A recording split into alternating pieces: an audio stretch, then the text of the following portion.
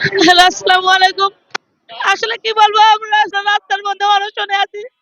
জাতীয় প্রেস ক্লাবে আমরা শিক্ষক নিবন্ধনে 18তম শিক্ষক নিবন্ধনে সনদ বঞ্চিত। এখানে আমরা সবাই অসুস্থ হয়ে পড়ছি। আমার ভাই বোনেরা অসুস্থ হয়ে গেছে। গত গতকাল থেকে আমরা এখানে সেলাইন দিছি, প্রাথমিক চিকিৎসা দিয়েছি, কিন্তু এখন অবস্থা অনেক খারাপ। এই জন্য তাদেরকে মেডিকেলে ভর্তি করার জন্য নিয়ে যাওয়া হচ্ছে। আপনারা সবাই দোয়া করবেন আমাদের জন্য। আমরা এই 2 দিন ধরে আমার অনশনে আছি। আমরা না খেয়ে আছি। আমাদের এক ভাই না খেয়ে থেকে অসুস্থ হয়ে পড়ছে। আমরা ঢাকা মেডিকেলে ভর্তি করতে নিয়ে গেছে। আর এক ভাই অসুস্থ, তাকে এখন হসপিটালে ভর্তি করতে হবে। এখন আমরা মারা যাব, কিন্তু সনদ চাই। আমরা সনদ না পেলে আমরা মারা যাব। আমাদের সনদ দরকার। হ্যাঁ, আর এক ভাই অসুস্থ। আমরা তো আমরা কি এই দেশের নাগরিক না? আমাদের কি বাঁচার অধিকার নেই? আমরা কি না খেয়ে এখানে মারা যাব?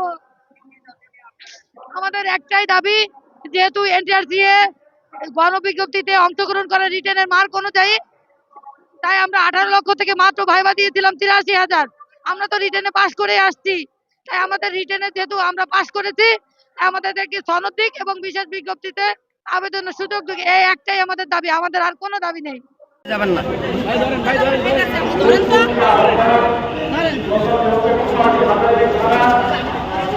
আমাদের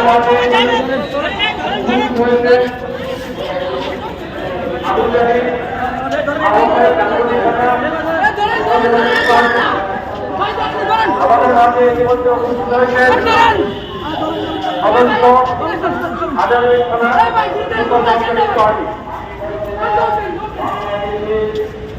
এখন বক্তব্য রাখার জন্য আহ্বায়ক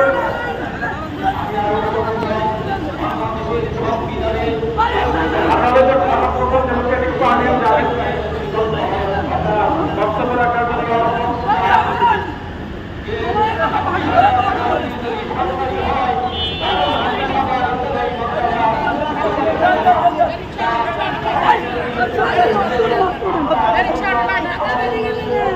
কোথায় নিয়ে যাচ্ছেন?